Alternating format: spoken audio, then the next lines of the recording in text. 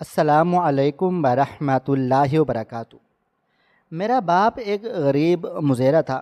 گاؤں کا وڈیرا ایک ظالم انسان تھا۔ سارے غریب لوگوں سے کہتا کہ تمہاری نسلیں بھی میری غلامی کریں گی۔ میرے دل میں بغاوت پیدا ہوئی تو میں چپکے سے گاؤں سے شہر بھاگ آیا۔ یہاں دن رات مزدوری کرتا، ساتھ ہی اپنی پڑھائی کرنے لگا۔ کئی سال گزر گئے۔ گریجویشن کرنے کے بعد میں اپنی محنت اور کوشش سے ٹیکس آفیسر بن گیا۔ افسر بن کر جب اماں ابا سے ملنے گیا تو میرا کلیجہ پھٹ گیا۔ اس وڈیرے نے ابا کو زنجیروں میں۔ رات کا ٹائم تھا جب میں اپنے گاؤں واپس آیا۔ اپنے ماں باپ کو آج ایک بہت بڑی خوشخبری سنانے والا تھا، لیکن اس سے پہلے میں اس گاؤں کے وڈیرے کی حویلی کی بات سے گزرا، یہ سوچتا ہوا کہ ایک دن میں بھی ایسے ہوئی بناؤں گا، اور اب تو میں یہ بھی کر سکتا تھا۔ لیکن جب میں نے دیکھا کہ حویلی کے باہر ایک جانور باندھ رکھا تھا، میں حیران و پریشان ہوا کہ اتنا بڑا کتا کہاں سے لے کر آیا ہے۔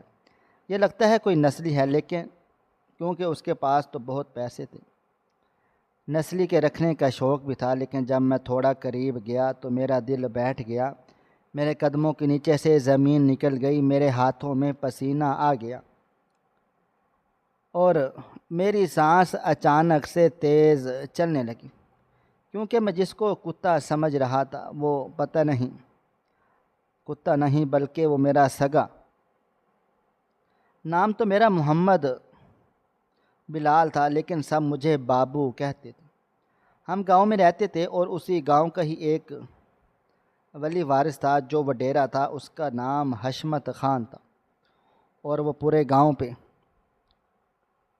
راج کرتا تھا۔ اس کی مونچھیں اس کے غرور کی طرح بڑی بڑی تھی اور اس کی آواز میں ایسا زہر بھرا ہوتا جیسے کسی سانپ نے کان میں پھنکار ماری ہو۔ اس کی زمینوں پہ ہم لوگ کام کرتے تھے، لیکن یہ زمینیں اس نے ہمیں یہ کہہ کر دی کہ تم لوگ قسطیں دیتے رہنا تو زمینیں تمہاری ہو جائیں گی۔ ہم نے دن رات خون پسینے سے ان زمینوں کو سینچا، کھیتوں کو زندگی دی تھی، ان بیچ میں ڈالے تھے، پانی بھی ہم نے دیا تھا، دھوپ میں جھلستے بدن بھی ہمارے تھے۔ لیکن جب قسطوں کی مدت پوری ہو گئی اور ہمیں امید ہوئی اب یہ زمینیں ہماری ہو جائیں گی، تو وہ ہمیں دھتکار کر کہنے لگا، دفع ہو جاؤ یہاں سے، میری زمینیں ہیں، اور اب اگر نظر آ گئے تو ہڈی پسلی توڑ ڈالوں گا۔ وہ نہ کوئی لک دیتا تھا اور نہ ہی کوئی بات سنتا تھا۔ ہم اس کی نظر میں بس مزدور تھے، غلام تھے، جانور تھے جو دن رات کام کریں اور بدلے میں صرف ایک مٹھی گندم لے کر خوش ہو جائیں۔ میں اس ظلم سے پریشان ہو چکا تھا۔ میں سوچتا کہ کب تک میری ماں دھوپ میں کپڑا لپیٹ کر کھیتوں میں کام کاج کرے گی، کب تک میرا باپ اپنی کمر دہرا کر وڈیرے کی زمینوں میں بیل کی طرح جتے گا۔ میں گاؤں کا واحد لڑکا تھا جو 10 جماعتیں پڑھ چکا تھا، اور میری عمر بھی اب ایسی تھی کہ خون میں ابال آتا تھا، ہاتھوں میں طاقت تھی اور دل میں آگ تھی۔ میں نے ایک دن ماں باپ سے کہا کہ ہمیں یہاں سے بھاگ جانا چاہیے، شہر چلتے ہیں، وہاں کوئی وڈیرا نہ ہوگا، کوئی غلامی پر مجبور ہمیں نہ کرے گا، ہم کچھ نہ کچھ کر کے اپنے لیے بہتر زندگی بنا لیں گے۔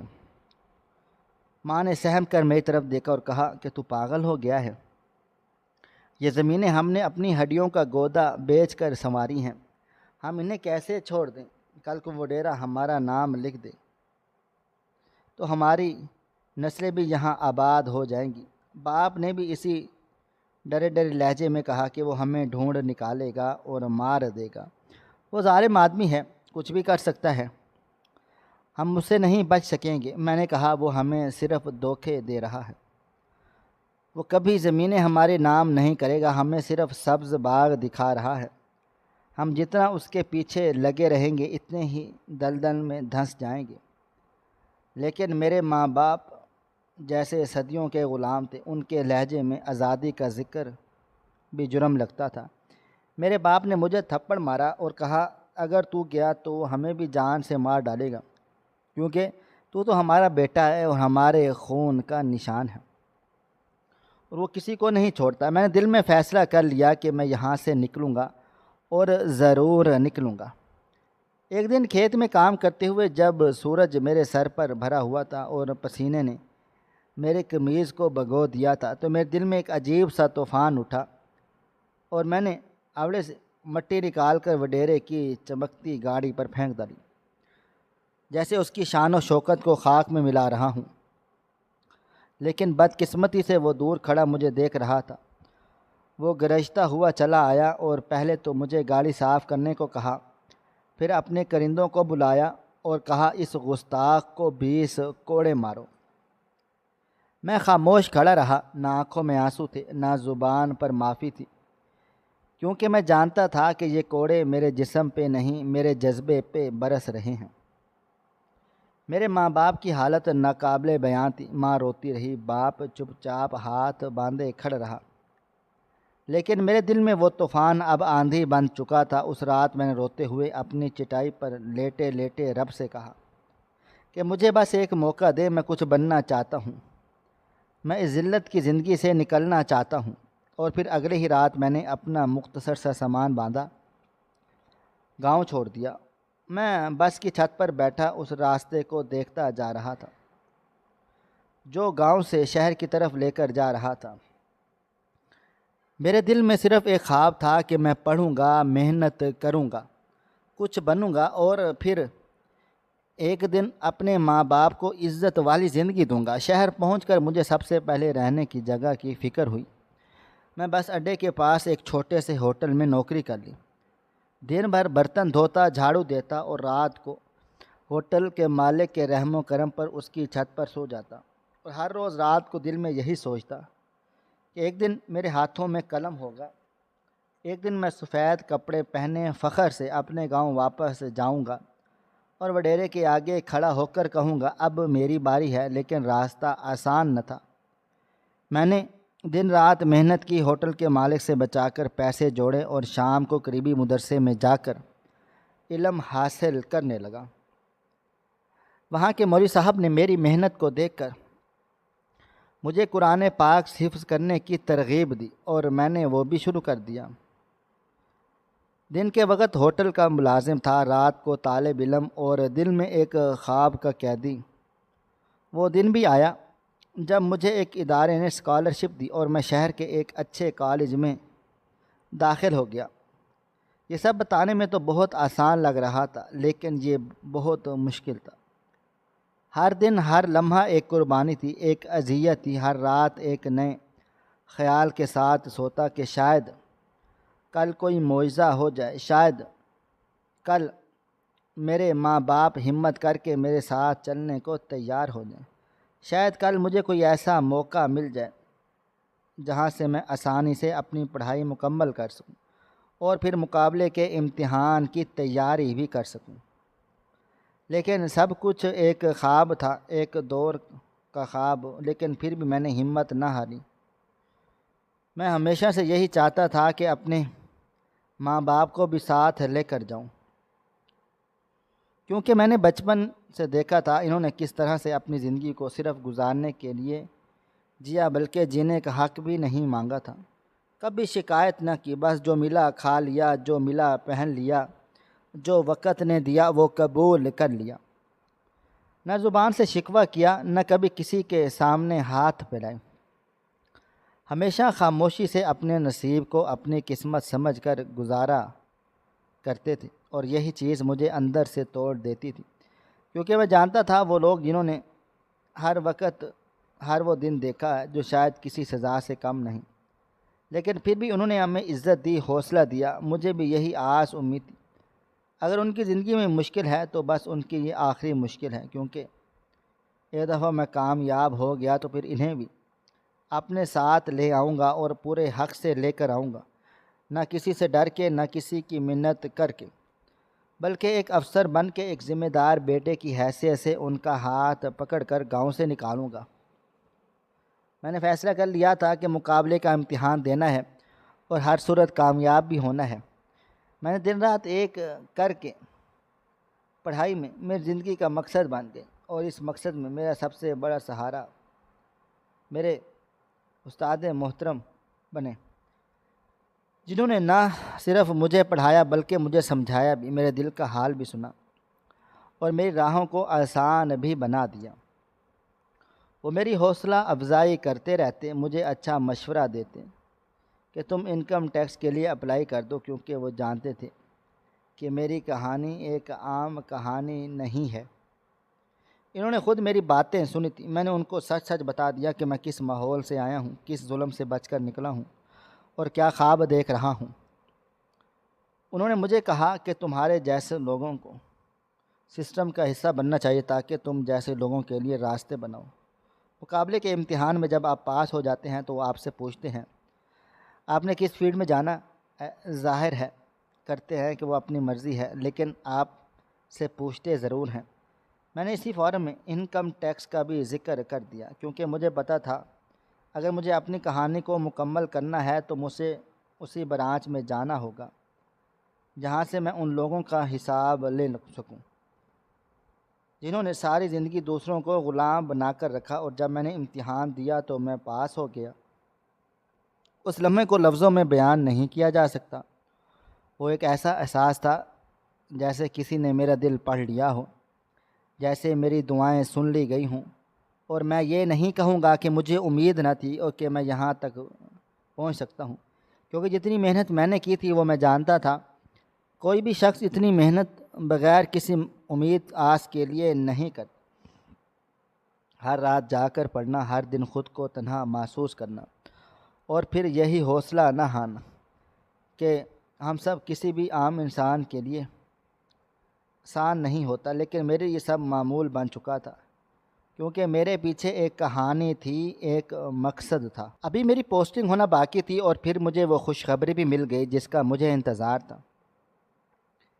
انکم ٹیکس برانچ میں میری پوسٹنگ ہو چکی، اور وہ بھی ڈائریکٹر لیول پہ۔ یہ میرے لیے ایک کامیابی نہیں، یہ میرے لیے ایک نیا آغاز تھا، ایک ایسا آغاز جہاں سے میں اپنے ماں باپ کی قربانیوں کا بدلہ چکا سکتا، ان کی جھکی ہوئی گردنوں کو سیدھا کر سکتا، ان کے ڈرے ہوئے چہروں پہ مسکراہٹ لا سکتا تھا۔ اب میرے اندر ایک نیا جوش تھا کہ میں اڑ کر پہنچ جاؤں اپنے گاؤں اور جا کے اپنے ماں باپ کو بتاؤں کہ آپ کا بیٹا کامیاب ہو گیا ہے، اور اب آپ کو کسی کے باپ سے بھی ڈرنے کی ضرورت نہیں ہے۔ لیکن ابھی بہت سے مرحلے باقی تھے جو مجھے مکمل کرنے تھے۔ مجھے گھر میں شفٹ ہونا تھا، مجھے گاڑی ملنی تھی، مجھے اپنی پوسٹنگ کا لیٹر لینا تھا، اور مجھے تمام انتظامات کو دیکھنا تھا جو ایک نئے افسر کے لیے ضروری ہوتے ہیں۔ ان سب مراحل میں وقت لگا اور میں نے صبر سے ہر چیز مکمل کر دی، لیکن اس نے سارے مرحلے میں ایک دفعہ بھی گاؤں میں نہیں گیا تھا، اپنے ماں باپ کی خبر نہ لی، کیونکہ میں نہیں چاہتا تھا کہ کسی بھی حوالے سے وہ کسی مشکل میں پھنس جائیں۔ اگر کسی کو پتہ چلتا کہ میں ایک افسر بن چکا ہوں تو شاید ان پر دباؤ ڈالتے، شاید کوئی ان کے ساتھ زیادتی کرے یا ان سے کچھ منوانے کی کوشش کرے۔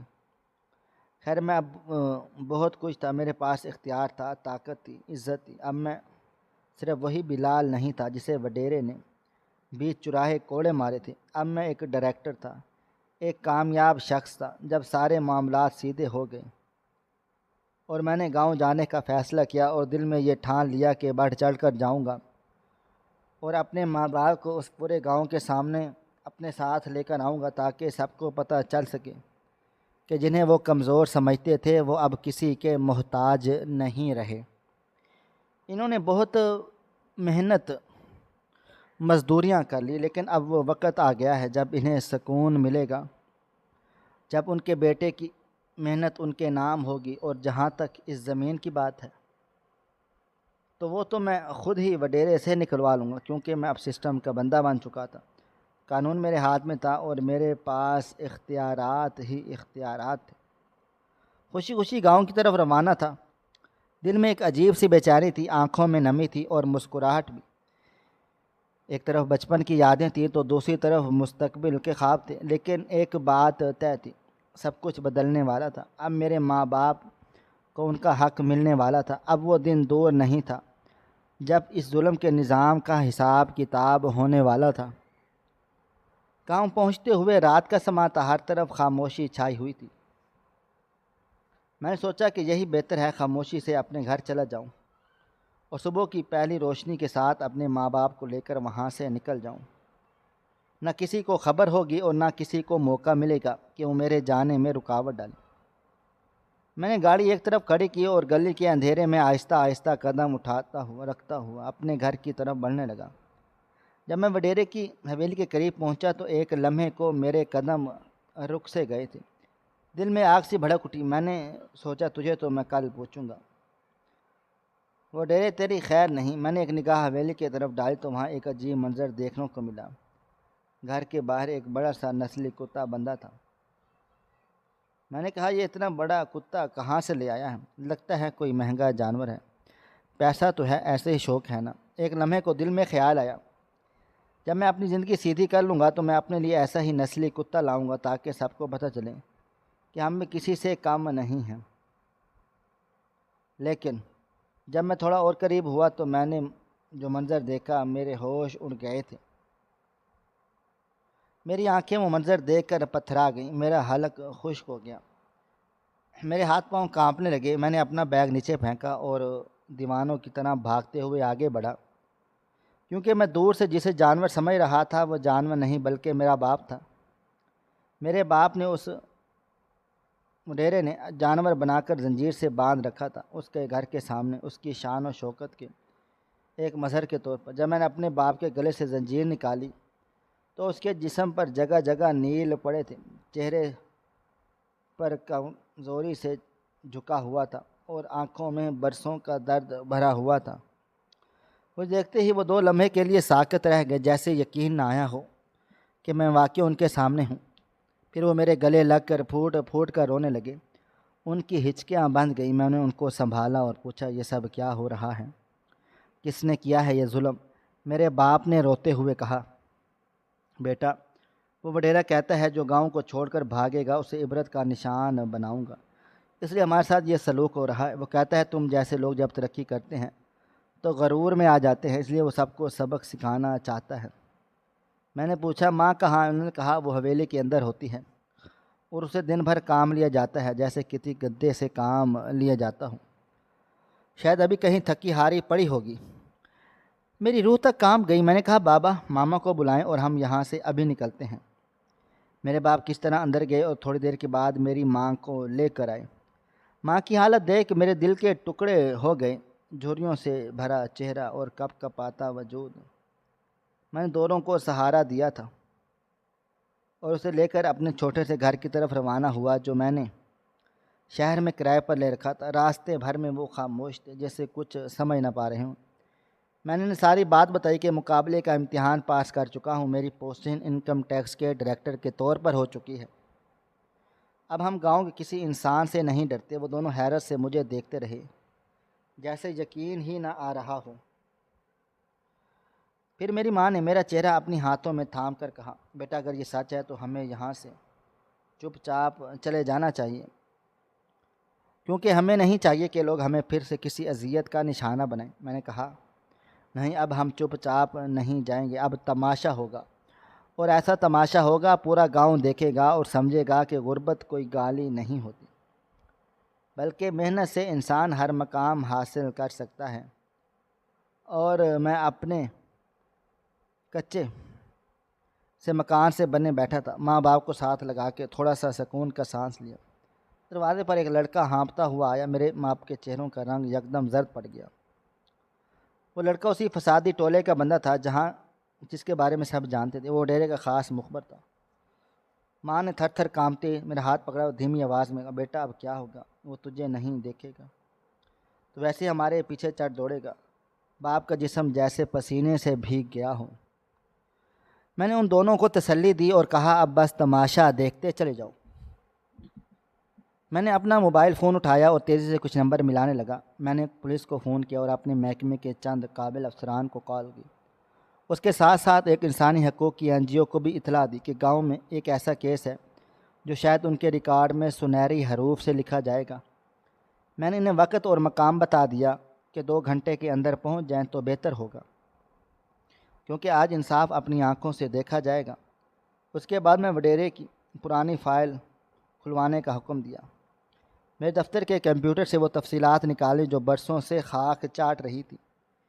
انکم ٹیکس کے ریکارڈ کے مطابق وڈیرے نے ایک دن بھی باقاعدہ ٹیکس ادا نہ کیا تھا، اور جو چیزیں اس کی فہرست میں ظاہر کی گئی تھیں صرف انہی کا ٹیکس 5 سے 8 کروڑ کے درمیان تھا، لیکن غیر ظاہر شدہ اور جائیداد اور آمدن اور اس کی تفصیل بھی الگ تھی۔ گھپلے کتنے تھے یہ تو تب معلوم ہوتا جب حساب کھولا جاتا۔ میرا دل جل رہا تھا کہ ایسے لوگ نہ صرف اپنے لوگوں پر ظلم کرتے ہیں بلکہ ملک پاکستان کو دھوکہ دیتے ہیں۔ 2 گھنٹے کے بعد میرے محکمے کے لوگ پہنچ گئے، سفید گاڑیوں میں وردی پہنے وہ سب افسر میرے ساتھ تھے۔ ہم سب ایک قطار میں وڈیرے کی حویلی کے سامنے جا کھڑے۔ اس کا چہرہ پھیکا پڑ گیا، جیسے سارا خون چہرے سے نکل گیا ہو۔ میں نے اسے اپنی آنکھوں سے دیکھا، وہ مجھے دیکھ کر چونکا اور اس کے ہونٹوں پر ایک زبردستی کی مسکراہٹ اٹھی، جیسے وہ سمجھ نہ پایا ہو کہ اچانک سے کیا ہو گیا ہے۔ میں اپنے باپ کو بھی ساتھ لے کر گیا تھا تو وہ بھی اپنی نظریں جھکائے کھڑا تھا، جیسے اس حالت کا عادی ہو چکا تھا۔ میں نے آہستگی سے کہا، بابا سر اٹھا کر کھڑے ہوں، اب آپ کا وقت آ چکا ہے۔ یہ سن کر میرے بابا نے نظریں اٹھائیں اور میری آنکھوں میں دیکھ کر ایک بار پھر سے آنسو بہا دیے، لیکن اس بار وہ آنسو کمزوری کے نہیں خوشی کے تھے۔ وڈیرے نے ہم سب کو اندر بلایا اور رسمی چائے پانی پیش کی، لیکن میری نظریں اس کے ڈر سے بھرے چہرے پر تھیں۔ میں نے رسمی بات چیت کے بعد اپنی ٹیم کی ہمراہ وہ فائل رکھ دی جس میں اس کی ٹیکس چوریاں درج تھیں، اور کہا، آپ نے ایک پیسہ بھی انکم ٹیکس نہیں دیا اور اب آپ کی رقم 12 کروڑ سے تجاوز کر چکی ہے۔ سرکار کی زمین پر لیس آپ نے ناجائز کاروبار کیا اور آپ کو فیصلہ کرنا ہوگا، یہ رقم کب دیں گے؟ اگر نہیں دیں گے تو آپ کو اس طرح گرفتار کر دیا جائے گا اور آپ کی تمام جائیداد ضبط کر لی جائے گی۔ وہ یکدم ہاتھ جوڑ کر بولا، معافی مانگنے لگا کہ مجھے معاف کر دو، تو میرے گاؤں کے ہو۔ میں نے ایک کہکا مار کر، ہاں میں اسی گاؤں کا ہوں جہاں تم نے میرے جسم پر 20 کوڑے مارے تھے، جہاں تم نے میرے باپ کو زنجیروں سے باندھ کر کتے کی طرح رکھا اور میرے ماں کو گدھی بنا کر سارا دن کام کاج پر لگا دیا۔ اب تم مجھ سے رحم کی امید کرتے ہو؟ اس نے کہا، میرے پاس ابھی پورے پیسے نہیں، میں صرف 1 کروڑ دے سکتا ہوں۔ میں نے اس کے سامنے سے نظریں ہٹا کر اپنے محکمے کے افراد کو حکم دیا، اسے فوراً سے گرفتار کر لیا جائے اور اس کی تمام جائیداد ضبط کر لی جائے۔ اور اس کے بعد ہم نے گاؤں کے قاصد کو بلا لیا۔ وہ تمام زمینیں جو وڈیروں نے لوگوں سے قسطوں پر لی تھیں لیکن انہیں نہ دی تھیں، وہ سب لوگوں کے نام کروائی گئیں۔ لوگوں کی آنکھوں میں حیرت اور خوشی کی ملی جلی کیفیت تھی، جیسے کسی خواب کی تعبیر ان کے سامنے ہوگی۔ ہمیں بھی ایک چھوٹا سا رقبہ مل گیا، اور سب سے بڑھ کر کہ وڈیرا اب حوالات کے اندر تھا جہاں کے لوگ اصل ہونے چاہیے تھے۔ گاؤں میں پہلی بار لوگوں نے آزاد فضا میں سانس لی، اور جو ایک خوف سائے کی طرح ان لوگوں کے سروں پر تھا وہ ہمیشہ ہمیشہ کے لیے ختم ہو گیا۔ اب کسی کو مارنے پیٹنے، زنجیر سے باندھنے یا زمین ہڑپنے کا خوف نہ تھا۔ وڈیرا صرف نام کا رہ گیا، کیونکہ اب اس کے سارے اختیارات ختم ہو چکے اور اس کی جگہ قانون نے لے لی۔ میں اپنے ماں باپ کے ساتھ واپس گھر آیا تو ان کے چہروں پر سکون اور فخر کی روشنی تھی، اور جیسے برسوں کا بوجھ یکدم اتر گیا ہو، وہ پھر سے جینے لگے ہوں۔ بالآخر وہ لمحہ آ گیا جب میں نے فیصلہ کر لیا کہ گاؤں کی وہ زمین جس پر ہمارا خاندانی حق تھا، مگر سالوں سے وہ وڈیرے کی ظالمانہ چالوں اور دھونس کے باعث اس پر قابض نہ ہو سکی اور اب ہمیں واپس مل چکی تھی۔ میں نے فیصلہ کیا اب میں مزید نہیں رہنا، اس دھرتی کو چھوڑ دینا جہاں ہم نے صدیوں کا ظلم سہا، لیکن اب عزت کے ساتھ اپنا نیا سفر شروع کرنا چاہتے ہیں۔ میں نے وہ زمین گاؤں کے ہی ایک ذمہ دار نیک شخص کو اچھی قیمت پر بیچ ڈالی۔ وہ شخص برسوں سے ہمیں عزت دیتا آیا تھا اور مجھے یقین تھا اس زمین کا صحیح استعمال کرے گا۔ جب اسے پیسے لے کر آیا اور میرے والد کی ہتھیلی پر رکھے تو میرے باپ کی آنکھوں سے آنسو بہنے لگے، جیسے برسوں سے جمع دکھ کے طوفان کو کسی نے اچانک راستہ دے دیا ہوں۔ وہ میرے سینے سے لگے اور صرف اتنا کہا، بیٹا تو نے ہماری صدیوں کی تھکن اتار ڈالی ہے۔ ان کی کمر جو برسوں کے ظلم سہ سہ کر جھک گئی تھی اب سیدھی ہونے لگی۔ گاؤں والے اب بدل چکے تھے، وہی لوگ کبھی ہمارے گھر آ کر سلام تک نہ کرتے اب ہمارے گھر کے باہر کھڑے تھے اور میرے باپ سے ہاتھ ملا کر کہہ رہے تھے، تیرے بیٹے نے تو گاؤں کا نام روشن کر دیا، تیرے بیٹے نے تو ظالم کے تخت کو ہلا دیا۔ اور اب وہ لمحہ میری ماں کے لیے غیر معمولی تھا، جس نے برسوں اپنی چادر سے میرے آنسو پہنچے اور خود چپ کے روئی تھی۔ آج وہ میری آنکھوں میں آنکھیں ڈال کر کہہ رہی تھی، بیٹا تو میرا فخر ہے۔ میں نے اپنے والدین کو ساتھ لیا اور شہر کی طرف روانہ ہوا، جہاں میرے محکمے نے ایک سرکاری بنگلہ مختص کیا۔ جہاں ہم لوگ پہنچے اور بنگلے کے گیٹ کے سامنے گاڑی رکی تو میرے والدین کی آنکھیں حیرت سے کھلی رہ گئی۔ وہ اتنا بڑا گھر دیکھ کر دنگ رہ گئے۔ میری ماں نے دھیرے سے کہا، بیٹا یہ سب واقعی ہمارا ہے؟ میں نے ان کے ہاتھ پکڑے اور کہا، ہاں ماں، یہ اب سب ہمارا ہے، تمہاری برسوں کی قربانی کا صلہ ہے۔ میں نے والد سے کہا کہ جب ہمارا بنگلہ کے اندر قدم رکھا گیا تو ان کی آنکھیں بھیگ گئیں اور وہ بولے، کبھی سوچا بھی نہ تھا کہ ہم بھی شان و شوکت میں جئیں گے۔ میں نے ان کے لیے اچھے کپڑے بنوائے، جوتے دیے، ان کے لیے 2 نوکر رکھے تاکہ وہ کسی کام کے محتاج نہ رہیں۔ میری ماں نے زندگی میں پہلی بار کسی کے ہاتھ سے چائے پی تھی اور وہ پہلی بار کہہ رہی تھی، بیٹا اب تو جی بھر کر جینا ہے۔ میری ماں کی صحت جو برسوں سے بگڑتی چلی جا رہی تھی اچانک سے بہتر ہونے لگی۔ وہ ہنسنے لگی، باتیں کرنے لگی۔ میرے والد نے بھی باہر نکل کر گھومنا شروع کر دیا اور محلے کے لوگوں نے جب انہیں سلام کرتے تو ان کی آنکھوں میں فخر کی چمک ہوتی۔ وڈیرا اب بھی جیل کی سلاخوں کے پیچھے تھا، کیونکہ جب تک وہ انکم ٹیکس کی پوری رقم نہ دیتا اسے رہائی ممکن نہ تھی، اور دوسرا بھی کہ اس کے لیے اس کی جائیداد کے بڑے حصے کو بیچنا تھا، جس جائیداد کو وہ اکڑ کر بیٹھا تھا اور جس کی بدولت وہ ہمیں جانور سمجھتا تھا۔ اب وہی جائیداد اس کے گلے کا پھندا بن چکی۔ پولیس والے پہلے ہی تیار بیٹھے تھے، انہوں نے کہا کہ وہ ٹیکس دے بھی دیتے ہیں تب بھی ہم اسے نہیں چھوڑیں گے، کیونکہ اس پر قتل کے مقدمات بھی ہیں۔ اس نے کچھ ایسے لوگوں کو مار ڈالا تھا جن کی رپورٹیں اب ہمیں مل گئی ہیں۔ این جی او والے مسلسل ان کے خلاف مواد اکٹھا کر رہے تھے اور کہہ رہے تھے، اگر پولیس سے بچ گیا تو انسانی حقوق کی خلاف ورزی کر لیں گے، کیونکہ جو کچھ آپ کے باپ کے ساتھ کیا وہ ایک انسان کے ساتھ نہیں، حیوان کے ساتھ بھی نہیں کیا جاتا۔ اب وڈیرے کے دن پلٹ چکے، وہ دن رات جیل کی 4 دیواری میں بیٹھا سوچتا۔ اس نے اپنی طاقت کے نشے میں کیا کچھ گوا دیا، اس کا غرور چکنا چور ہو چکا، اس کے تعلقات جو اسے بچا سکتے تھے اب اس کے کام نہیں آ رہے تھے، کیونکہ ہر کسی کو پتہ چل چکا تھا کہ اب اس کا وقت ختم ہو چکا ہے۔ لیکن میری زندگی اب نئے راستوں پر چل پڑی تھی۔ میرے والدین کی خوشی میرے لیے سب سے کچھ تھی، ان کی مسکراہٹ میری سب سے بڑی کامیابی تھی، اور گاؤں والے بھی اب مطمئن تھے۔ وہ لوگ جنہیں برسوں سے انصاف نہ ملا اور اب ان کے چہروں پر سکون تھا۔ ایک خاندان کی ہمت نے پورے گاؤں کی قسمت کو بدل کر رکھ ڈالا تھا، اور وہ ہمت میں نے کی تھی۔ جب میں نے کہا کچھ نہیں ہو سکتا تب میں نے کہا سب کچھ ہو سکتا ہے۔ اگر نیت صاف ہو، اگر ارادہ مضبوط ہو تو کوئی بھی ظالم بچ نہیں سکتا۔ میں نے ہمت کی، راتوں کو جا کر منصوبے بنائے، میں نے قانون کو ہتھیار بنا لیا اور انصاف کی راہ پر چل نکلا، اور آج نتیجہ سب کے سامنے تھا۔ وڈیرا جیل میں تھا اور میرا سارا خاندان عزت اور سکون کی زندگی جی رہا تھا۔ ماں جو کبھی دوسروں کے گھروں میں صفائیاں کرتی تھی آج اپنے بنگلے میں نوکرانیوں کو ہدایات دے رہی تھی۔ وہی باپ جو کبھی 2 وقت کی روٹی کے لیے ترستا تھا آج فری سے اپنی مرضی کا کھانا نکال کر کھا رہا تھا۔ مجھے یاد ہے وہ لمحہ جب ایک دن میری ماں نے مجھے گلے سے لگایا تھا اور کہا، بیٹا تو نہ ہوتا تو ہم مر گئے ہوتے، تو مرنے سے پہلے روز مرتے تھے، اب ہمیں زندگی مل گئی ہے، یہ زندگی تو نے دی۔ میں خاموشی سے ان کے آنسو پونچھ رہا تھا، کیونکہ میرے پاس الفاظ نہ تھے۔ میں بس یہ جانتا تھا کہ میری ماں کی خوشی میری کامیابی ہے۔ اس دوران گاؤں سے ایک اور خوشخبری آئی۔ تمام زمینیں جو وڈیرے نے غریبوں سے چھین کر اپنے نام کی تھی اب عدالت نے فیصلہ دے کر واپس اصل مالکان کو دینے کا حکم دیا، اور لوگوں نے قسطوں پر جو زمینیں خریدی تھی ان کے کاغذات انہیں مل گئے۔ گویا ایک ہی وار میں پورا نظام بدل گیا۔